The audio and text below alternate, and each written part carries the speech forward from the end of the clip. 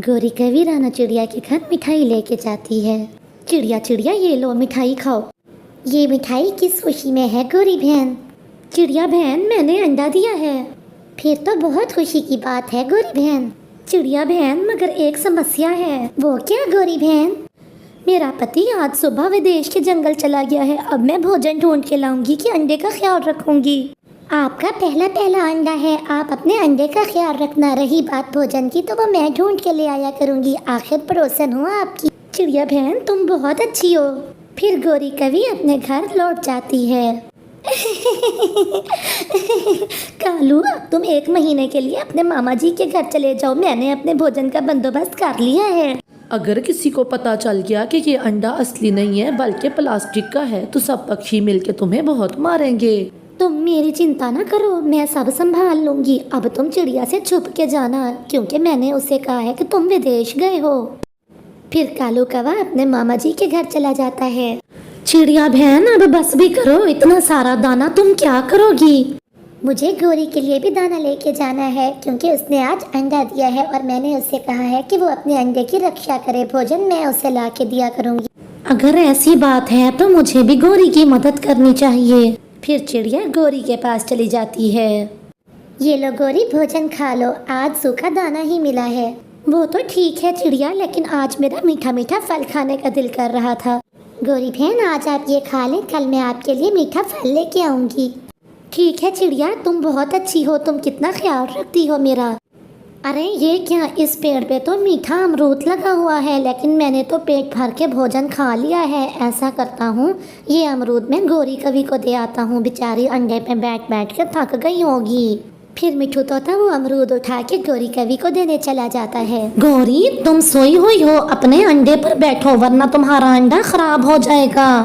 ठीक है मिठू, ये बताओ कि इतना पका हुआ और मीठा अमरूद तुम मेरे लिए लेके आए हो? हाँ, ये अमरूद मैं तुम्हारे लिए लेके आया हूँ। मुझे चिड़िया ने बताया है कि तुमने अंडा दे रखा है। आप सब कितने अच्छे हो, मेरे अंडे की आप सबको कितनी चिंता है। फिर मिठू तोता वहाँ से वापस आ जाता है। ऐसे ही दिन बीतते जाते हैं। गोरी कवि को रोज कोई ना कोई पक्षी भोजन देता है और रानो चिड़िया रोज गोरी कवि के लिए भोजन लेके जाती। एक दिन लूसी कबूतरी चिड़िया से पूछती है, चिड़िया बहन क्या गोरी के अंडे से बच्चा निकल आया? नहीं लूसी बहन, अगर उसके अंडे में से बच्चा निकला होता तो गोरी बहन यहाँ पर भोजन लेने खुद आ जाती। चिड़िया मुझे तो कुछ दाल में काला लग रहा है। इतने दिनों में तो कवि के अंडे से बच्चे निकल आते हैं। गोरी बहन ये लो भोजन खा लो। और हाँ मुझे याद आया, लूसी बहन बता रही थी कि इतने दिनों में तो कवों के अंडे में से बच्चे निकल जाते हैं, तो फिर तुम्हारा क्यों नहीं निकला? उसे क्या मालूम, वो तो कबूतरी है। कबूतरों के अंडों में से बच्चा जल्दी निकल आता है और हम कवों के अंडे में से इतना जल्दी नहीं निकलता। और फिर कुछ दिन और बीत जाते हैं, लेकिन गोरी कवि के अंडे में से बच्चा बाहर नहीं आता। अंडा में से बच्चा निकलता भी कैसे? वो अंडा तो प्लास्टिक का था। मैं कितनी तेज हूँ, इतने अरसे से मैंने सभी पक्षियों को बेवकूफ़ बना रखा है। सभी मुझे भोजन देते। ठीक है लूसी बहन, अब मैं गोरी के पास जाती हूँ, मुझे उसे भोजन देना है। आज मैं भी आप लोगों के साथ जाऊंगी, देखूं तो सही वो अंडा कैसा है जिसमें से अभी तक बच्चा बाहर नहीं आया। फिर वो सब गोरी के यहाँ आ जाते हैं। ये लो गोरी बहन दाना खा लो, और हाँ जब तुम्हारे अंडे में से बच्चा बाहर आए तो उसे ज़रूर बताना कि उसकी चिड़िया मौसी रोज़ उसे भोजन ला के दिया करती थी। और उसे ये भी कहना कि उसका मिठू मामा भी उसकी माँ के लिए रोज़ भोजन लाया करता था। आप सभी बहुत अच्छे हैं। आप लोगों ने इन दिनों में मेरा कितना ख्याल रखा है। अगर आप ना होते तो न जाने में क्या करती। गोरी बहन जरा अपना अंडा तो दिखाना, देखो तो सही अंडा स्वस्थ भी है कि नहीं। नहीं, मेरा अंडा बिल्कुल ठीक है। मैं ऐसे हाथ नहीं लगाने दूंगी, ऐसे हाथ लगाने से मेरा अंडा टूट भी सकता है। लेकिन लूसी आगे बढ़ती है और गोरी उसे धकेलती है। इस दौरान अंडा गिर जाता है, वो तो उछलने लगता है। प्लास्टिक का है ये अंडा। तुमने हमें बेवकूफ़ बना लिया गोरी की बच्ची, हम तुम्हें छोड़ेंगे नहीं। चिड़िया तो चिड़िया, इस बार तो मैं भी बेवकूफ़ बन गया। पीछे देखो, अपने पीछे देखो। जैसे ही वो पीछे देखते हैं गोरी कवि वहाँ से भाग जाती है। और अब गोरी कवि आगे आगे और मिठू और चिड़िया उसके पीछे पीछे। वो उसे पूरा जंगल घुमाते हैं। इस तरह से गोरी को अपने किए की सज़ा मिल जाती है।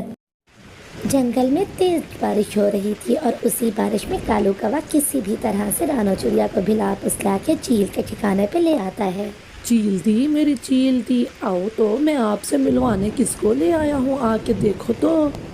दुष्ट कवे, तुम यहाँ पर मुझे फंसाने के लिए लेके आए हो ना। तुम चील दी को क्यों बुला रहे हो? मैं नहीं फंसूंगी इस चक्कर में, मैं जा रही हूँ यहाँ से। रानो चिड़िया तुरंत ही होशियारी दिखाती है और वहाँ से उड़ती हुई चली जाती है। चिड़िया जानती थी कि कालू कौवा ऐसे छोड़ने वाला नहीं, वो उस चील को घर पे लेके आएगा। वो खिड़की के रास्ते घर पे जाती है। कुकू बेटा जल्दी करें, देर ना करें, समय नहीं है हमारे पास, जल्दी करें, खिड़की के रास्ते जल्दी से भागें। अरे मम्मा, लेकिन इतनी तेज बारिश में आप मुझे कहाँ लेके जा रही हैं और आप इतनी घबराई भी क्यों हैं? कुकू बेटा अभी समय नहीं है, आपसे जो मैं कह रही हूँ उतना ही करें, जल्दी करें, जल्दी करें, यहाँ से तेज उड़ें।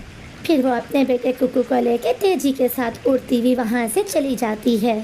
तो तुम बताओ कालू कवे, अब तुम्हारी क्या सज़ा होनी चाहिए? जितने भी चावल कहा था तुम्हें और जितने घियों की बोरियां कही थी वो तो अब तुम्हें मिलेंगी नहीं। ना ना चील दी, ऐसा ना करें, मेरी पत्नी गोरी तो घर छोड़ के चली जाएगी, वो तो 2 दिन से भूखी है और मुझे दाना लाने को कह रही है। दाना और चावल तो खैर तुम्हें ऐसे मिलने नहीं लगे जब तक तुम मुझे शिकार नहीं दोगे। अब मैं तुम्हें खाऊंगी। क्या क्या क्या चील दी, मुझे आप खाएंगी? ना ना चील दी, ऐसा ना करें, आए मैं आपको उसके घर लेके चलता हूँ। वो बेचारी अपने घर में अकेली रहती है, उस कमजोर चिड़िया का आप आराम से शिकार कर सकती हैं। आए मैं आपको उसके घर लेके चलता हूँ। चील दी ऐसा ना करें, मुझे न खाएं। इधर रानो और कुकू उड़ते हुए तोते के घर के पास आ जाते हैं। तोते भैया दरवाजा खोल के। तोते भैया मैं हूँ रानो, जल्दी दरवाजा खोले, मैं भीग रही हूँ, कुकू भी मेरे साथ है। तोते भैया। अरे अरे रानो, तुम इतनी घबराई हुई क्यों हो और इतनी तेज बारिश में तुम इतना दूर कैसे आ गई?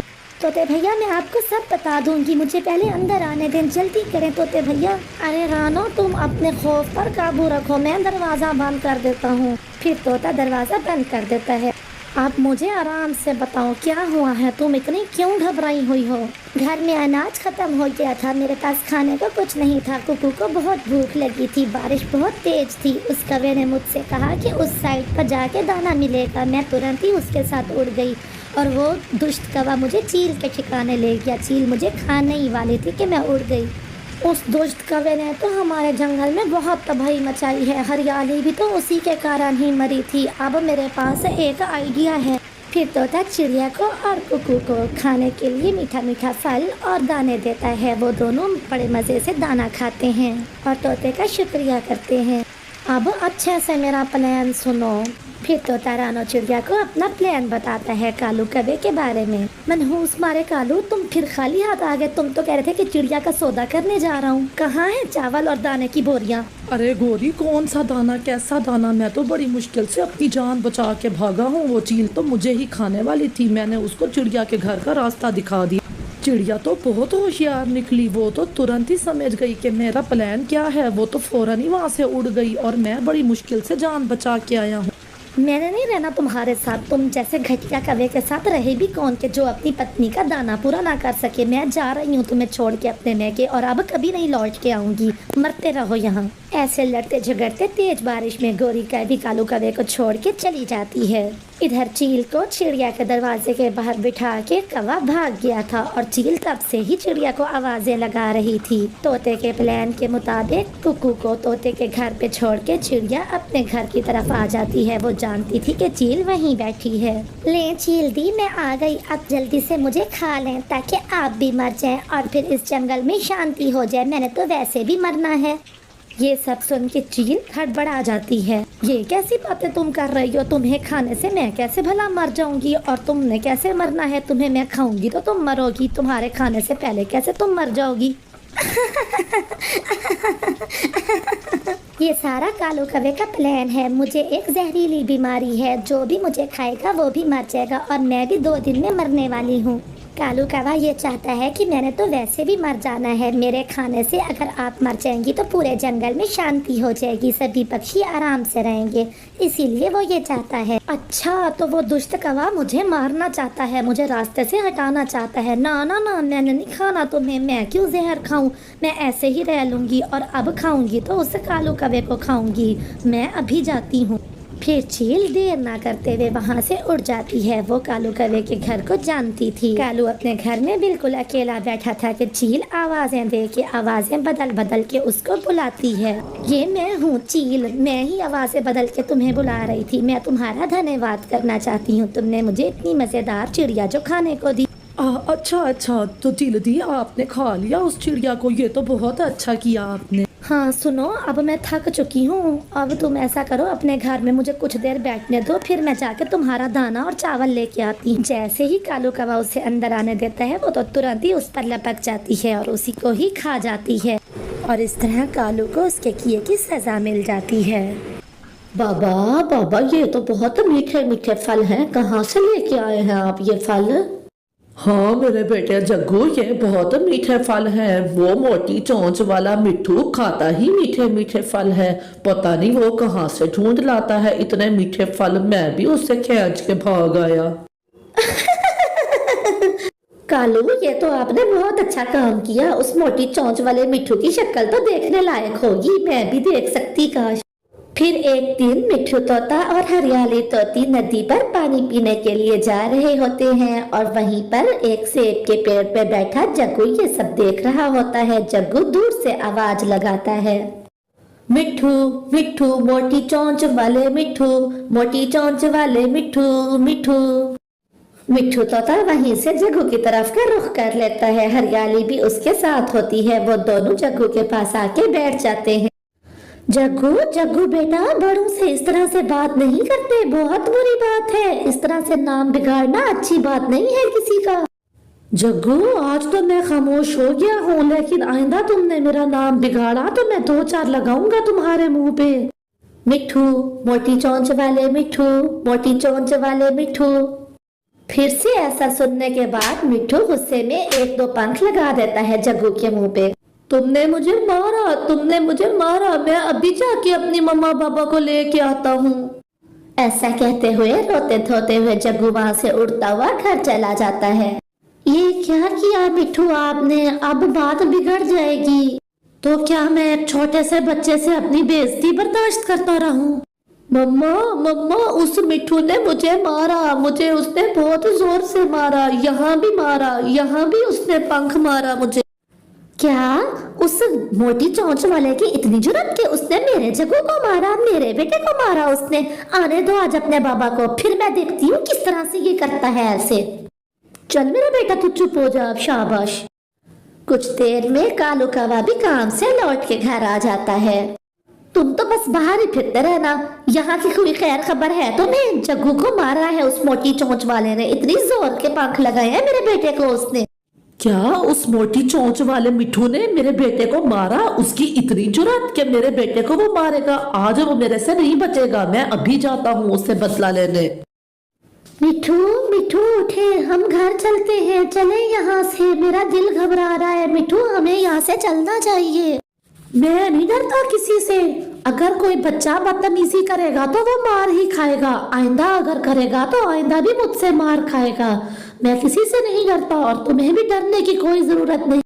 मिट्ठू, आपको मेरी कसम, यहाँ से चलें बस। फिर हरियाली तोती और मिट्ठू तोता उड़ते हुए अपने घर आ जाते हैं। कुछ ही देर में कालू कौवा भी डंडा लेके पहुंच जाता है। खोलो दरवाजा खोलो, मैं कहता हूँ खोलो दरवाजा। नहीं, हम झगड़ा नहीं करेंगे, आप नहीं जाएंगे, आप यहीं बैठे रहिए, हमें झगड़ा नहीं करना। इस तरह से वो और भी बिगड़ जाएगा। हरियाली, तुम मुझे जाने दो, मुझे जाके उससे बात करने दो, वरना वो और ज्यादा बिगड़ता जाएगा।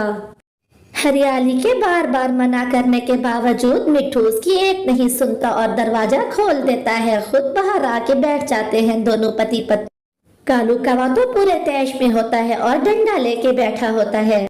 अगर बच्चे बड़ों से बदतमीजी करेंगे तो मार ही खाएंगे ना। मोटी चोंच वाले, तेरी जबान कुछ ज्यादा नहीं चलने लगी? अभी बताता हूँ तुझे मैं। ऐसा कहते हुए कालू कौवा जोर से मिट्ठू के सर पे डंडा मार देता है। सर पे डंडा लगने से मिट्ठू वहीं गिर जाता है और कालू कौवा वहां से भाग जाता है। मिट्ठू के सर से बहुत खून बह रहा था। हरियाली, अपना ख्याल रखना और मेरे होने वाले। अभी मिठू ने इतना ही कहा था कि उसकी आंखें बंद हो जाती हैं और वो हमेशा के लिए दुनिया छोड़ देता है। नहीं नहीं मिठू, मिठू आपको क्या हो गया? मिठू आंखें खोले मिठू। उसकी गूंज से और रोने की आवाजों से सभी पक्षी इकट्ठे हो जाते हैं। कुछ ही देर में चिड़िया कालू कौवे के घर आती है। तुमने उसे मार दिया दुष्ट कौवे, तुमने उसे मार दिया, अब तुम भी नहीं बचोगे, सभी पक्षी इकट्ठे होकर तुम्हारी जान ले लेंगे। इतना कह के चिड़िया वहां से रोते हुए चली जाती है। ये क्या किया तुमने कालू? अब क्या होगा? सभी पक्षी हमसे कितना डरते थे और हमारी कितनी इज्जत करते थे और हम कितने आराम से रह रहे थे, घर था, सब कुछ था, अब हमारा क्या होगा? ये सब तुम्हारे कारण हुआ है। ना तुम मुझे इतना तैश दिलाती और ना मैं उसके सिर पे जाके डंडा मारता। उसका डंडा मारने से मौत हो जाएगी, मैंने तो ये सोचा भी नहीं था। अब रोने धोने से कुछ नहीं होने लगा। अब जल्दी से यहाँ से भागो, हम तुम्हारे मामा जी के घर जाते हैं। जल्दी करो, इस जंगल को छोड़ के जाना होगा हमें।